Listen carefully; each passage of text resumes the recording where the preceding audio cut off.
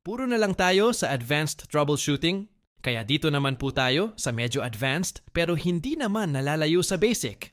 Alam niyo po ba na isa sa magandang paraan para matutunan at mahasa ang advanced microsoldering skills natin ay ang pagpapalit ng charging port?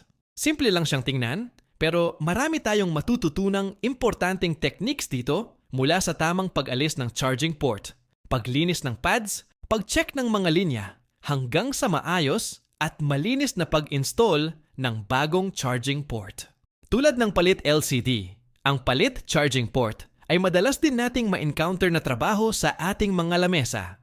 Kaya kung gusto natin na hindi mapabilang sa meeting ng mga uuwi na walang repair, ay ngayon pa lang umpisahan na ninyong pag-aralan at pagpraktisan ang pagpapalit ng charging port.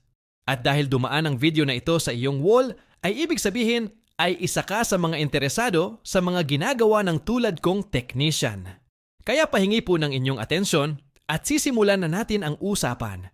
Sa pagre-repair po ng charging port, ay importanteng alam natin ang mga gamit na gagamitin para magawa natin ang trabaho ng dekalidad, malinis, mabilis at matibay. Unahin na natin sa ating mahabang listahan ang malinaw na microscope. Kahit anong brand pa yan ng microscope, basta swak sa ating mga mata, ay pwedeng-pwede na yan. Pero kung may budget ka naman, go for forward brand. Sinasabi ko sa'yo, hinding-hindi ka magsisisi. Nung una kasi akong nakagamit ng microscope, ay talagang nagsisi akong hindi ko pinilit na magkaroon ng maaga. Tulad ninyo, nanghihinayang din ako sa pera. Pero dahil sa nagsisi nga ako, sana huwag nyo akong gayahin. Sobrang laking advantage po talaga ang pagkakaroon ng microscope. Kitang-kita po natin ang bawat hibla ng charging port. Kaya mas makakasiguro po tayong nakakabit itong lahat at hindi nagkadikit-dikit. Ang sunod ay ang hot air blower at soldering station. Pinagsabay ko na po itong dalawa dahil magpartner naman talaga sila. Kung charging port lang po ang usapan, ay kahit anong brand pa yan ng hot air blower, ay pwede na basta ang mahalaga ay bumubuga ng mainit na hangin. Sa mga soldering station naman po, ay tingnan natin ang soldering tip nito. At para sa akin ay ang isa sa budget-friendly at pwede sa microsoldering ay ang Sugon T26D. Importanteng maayos ang tip ng ating soldering station.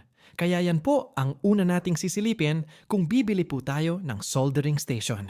Pumunta naman po tayo sa mga basic tools. Kinakailangan din po natin ng board holder para sa stable na paglalagyan natin ng charging board. Solder Gutwick para sa mabilis at malinis na pantanggal ng old solder lead, high-quality solder lead para pamalit sa lumang solder lead, solder flux para sa smooth na pagkaluto ng solder lead, nano sponge at 99% alcohol para panlinis at pantanggal ng mga oily flux. Huwag din po kalimutan ang magandang tweezer para panghawak sa charging port at syempre ang jumper wire para sa mga lifted pads sa charging board. At para mas solid ang resulta ng ating trabaho, ay gumamit po lagi tayo ng UV solder mask with UV light para mas lalong tumibay ang charging port at the same time ay magkaroon ito ng protection laban sa corrosion. At panghuli ay umorder na rin po tayo ng maraming klaseng charging port in advance para always looks like factory made ang mga ginagawa nating charging issue.